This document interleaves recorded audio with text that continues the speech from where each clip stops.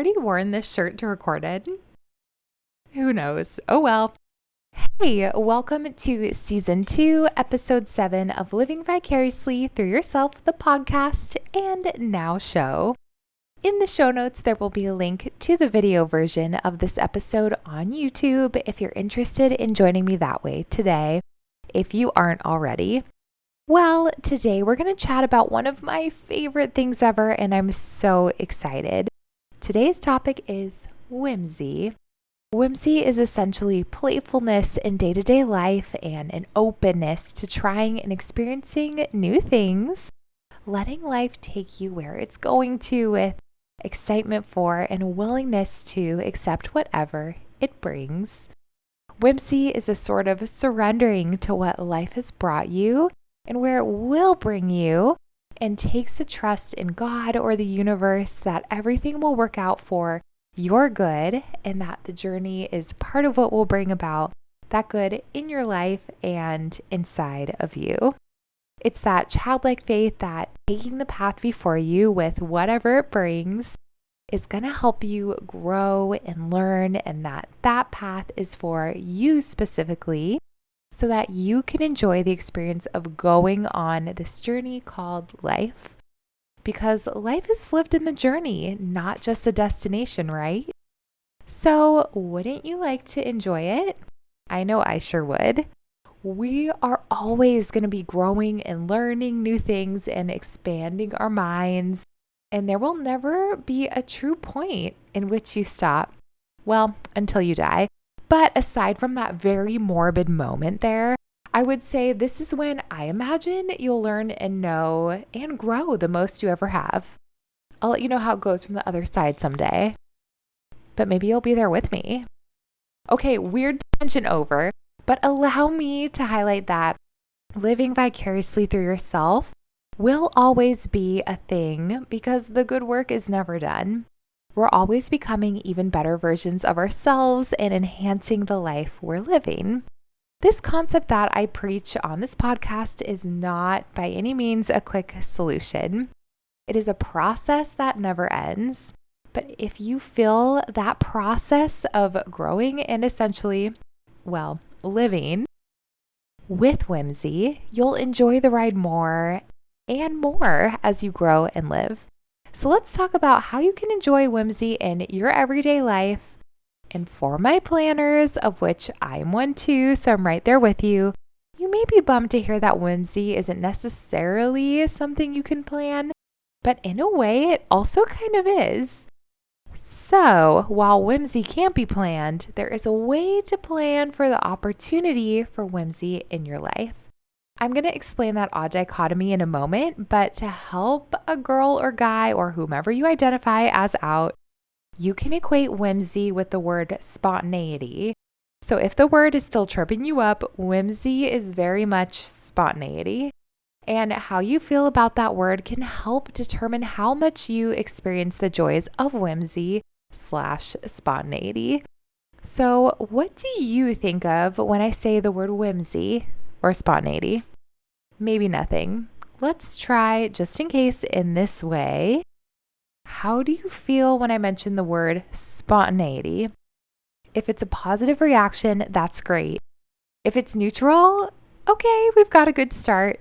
If it evokes, however, a deepest dread within you, I've got some work to do on convincing you, and I will do my very best for you to convince you it's a good thing. For those of you who are loving whimsy or are just getting acquainted with it, allow me to share a quote from one of my favorite authors who wrote one of my favorite books. Yes, you can always count on a good book rec over here. In Love Does and some other great books he's written, Bob Goff, a lawyer turned philanthropist, teacher, author, and so much more, he says this about whimsy. Being engaged is a way of doing life, a way of living and loving. It's about going to extremes and expressing the bright hope that life offers us, a hope that makes us brave and expels darkness with light. That's what I want my life to be all about, full of abandon, whimsy, and in love. He also says, living a life fully engaged and full of whimsy And the kind of things that love does is something most people plan to do, but along the way, they just kind of forget. Their dreams become one of those, we'll get there next time deferrals. The sad thing is, for many, there's no next time because passing on the chance to cross over is an overall attitude toward life rather than a single decision. And finally, he says, whimsy needs to be fully experienced to be fully known. Whimsy doesn't care if you're the driver or the passenger. All that matters is that you are on your way. Those are the 3 quotes from Bob Goff. So great. So through all of that, what's he really saying about whimsy? He just showed us that whimsy is a result of being fully engaged with our lives. We aren't too busy to pop in a spontaneous moment for the joy of it. A busy life is the enemy of a whimsical one. That's because if we pack our schedule so full of things to do and pack our calendar with so many appointments and things that take away our unplanned free time, we have no room for a spontaneous moment. I had shared earlier before that while whimsy itself can't necessarily be planned, there is a way to plan for the opportunity for whimsy in your life. We have to leave room for the opportunity to do something spontaneous in order for something spontaneous to happen. So we can't pack our calendars and lives so full to the brim with plans that may or may not even work out that we leave no room to choose to do something random and fun and joyful in the moment. We can absolutely pivot our plans in a way that's spontaneous, but then whimsy may or may not happen depending on how you're feeling in that moment and how much effort you want to exert into changing your plans in order to set ourselves up for success in experiencing the joy of whimsy in our lives. We do have to leave room for it in our schedules. Then we can invite it in when it shows up, like a friend at our homes, if we're not too busy for it. We can invite friends in when we leave a little time. So leave some free time in your calendar so you can be flexible depending on your whims of the day or moment. For those of you who don't naturally feel like or wouldn't even know how to initiate whimsy or a spontaneous moment in your life, you can lean on what our pal Bob Goff said about how whimsy doesn't care if you're in the driver's seat or the passenger, just that you're along for the ride. Leaving time open in your calendar for whimsy helps you say yes to opportunities that come up. We don't have to be as fun as Shonda Rhimes in her Year of Yes, another great book, by the way, where we say yes to every spontaneous opportunity that comes up, though. And that's where we can set some boundaries beforehand to what sort of things that do come up spontaneously we do say yes to in order to whimsically engage in them. Whimsy is meant to bring you joy. So anything that would make you stressed out or feel the opposite of joy when done spontaneously does need some boundaries, just like if it were done planned. Some examples of boundaries around saying yes to things that come up spontaneously, which is a good practice for anything planned too, are 1. If it's going to take away your peace, it ain't worth it. For example, if it's someone who's been let's say, sort of toxic person in your life, and they ask you to grab a coffee, a drink, a puppy, whatever you're grabbing, a cool, sorry, I'm busy is a good boundary to set. 2, if you're really needing to take care of something urgently, saying yes to a spontaneous moment is only going to add more stress to that deadline and be a way for you to avoid doing what you really need to take care of. And in that case, it's definitely gotta be a no for you, dog. I know it's tempting and I do it too, but that sort of spontaneity doesn't bring the joy that whimsy is meant to. 3, if there are boundaries you've previously set, like, no, I don't want to spend the night at a rando's place whom I've only met for drinks for 2 hours, be it coffee or wine, and who gives me weird and not safe vibes, I would advise we stick to those boundaries in this instance too. So, to recap, moments when whimsy/spontaneity and saying yes to them isn't advisable are when 1, it's going to take your peace. 2, if you'd only be saying yes to avoid further putting off something else super important that you need to do.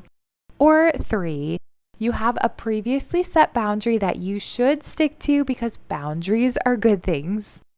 In summary, if it's not going to bring you the joy that whimsy should bring into your life and will only bring you stress and take your peace, I would highly recommend that we pass on that spontaneous moment.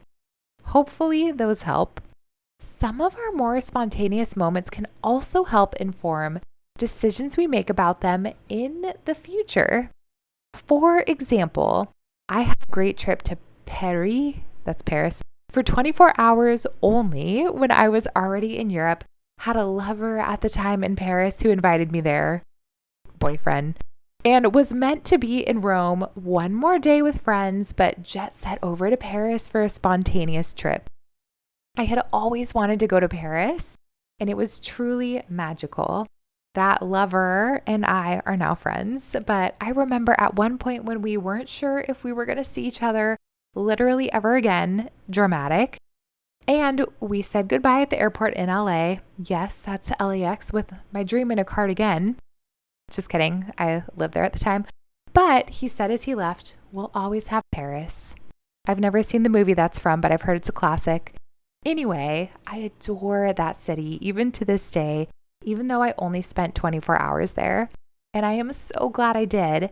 And that took complete whimsy to do, and it brought me so much joy. So when I was invited to Cancun for a long weekend, where I've also never been, in 2 weeks' time, of course I got a ticket because of how good that other experience had been.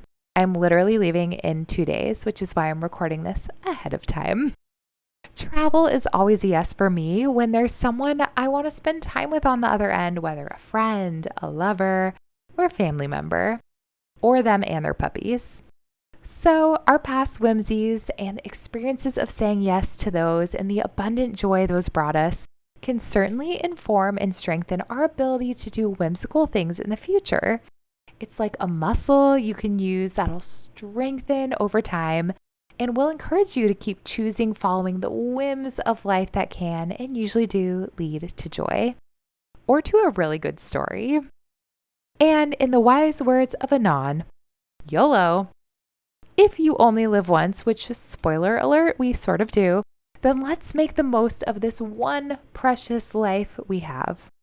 I'm going to read to you what that phrase comes from, straight from the Library of Congress online, randomly, by Mary Oliver, who was a Pulitzer Prize-winning poet born in 1935. Wild. One of her poems, the one I'm about to make a rather valiant effort to read you in a way that honors it, is called Poem 133, The Summer Day, and it goes like this. Who made the world? Who made the swan and the black bear? Who made the grasshopper? This grasshopper, I mean, the one who has flung herself out of the grass, the one who is eating sugar out of my hand, who is moving her jaws back and forth instead of up and down, who is grazing around with her enormous and complicated eyes. Now she lifts her pale forearms and thoroughly washes her face. Now she snaps her wings open and floats away. I don't know exactly what a prayer is. I do know how to pay attention, how to fall down into the grass, how to kneel down in the grass, how to be idle and blessed, how to stroll through the fields, which is what I have been doing all day. Tell me, what else should I have done? Doesn't everything die at last and too soon? Tell me, what is it you plan to do with your one wild and precious life? End of poem. Thanks for surviving that with me. Wow, Mary Oliver, quoted over and over and over. But what are you going to do with your one wild and precious life? I've shared this next quote before, but Helen Keller said, life is a daring adventure or nothing. So I ask you today from Mary Oliver, what are you going to do with your one wild and precious life? If you wouldn't already view it as wild, how are you going to make room for more spontaneous things within it to be able to describe it as that? Is your life a daring adventure? Helen Keller says it's that or nothing. So same question. How are you going to make room for more spontaneous things within your life to be able to describe it as wild? As Bob Goff would say, are you living a life fully engaged and full of whimsy? How would you change that if not? Make some time for planned spontaneity, some time to add some whimsy into your life. Don't pack your schedule so full that there's no room for whimsy within it. Leave some time to say yes to whimsy in your life. Know your boundaries ahead of time, and remember that this is your one wild and precious life, which is either a daring adventure or nothing at all, and is meant to be lived with and engaged with whimsy. Hopefully that helps infuse your life with a little more joy as you continue becoming the best version of yourself and living your best life. My challenge to you this week is to invite whimsy into your week by leaving a couple windows of free time for yourself in your schedule.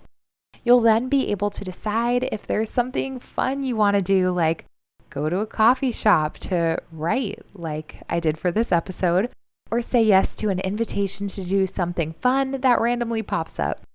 Either way, since whimsy doesn't care if you're the passenger or the driver, make some room to go along for the ride when it knocks so you can invite it into your life and thus invite joy into your life along with it.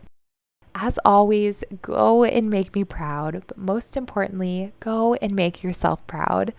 Pursue the joy in life. You want to live with whimsy as an exciting tool to do just that. All right, I'll see you in 2 Tuesdays in your ear, wherever you listen to podcasts, or on video on my YouTube channel, which you can find in the podcast links. See you soon, and I hope you have a whimsical week. Some things that I'm still left thinking about are the grasshopper chewing side to side. Am I doing it? Instead of up and down. Pale forearms demonstration. And, how many times do you think, percentage-wise, I actually said whimsy correctly? Do you think 70? Is that generous? Whimsy, whimsy, whimsy. You say it 10 times fast now, wherever you are. On the subway, I would love for people to really, get a kick out of it. In your living room, in a field looking at a grasshopper. Okay, I'll see you next time. Bye. She's been knocking at my door the whole time because she wanted to stay in the bedroom. Listen to that hollow girl. Yeah, you're so good. Oh, yes, singing for everyone like a grasshopper. Okay, goodbye. Okay, bye.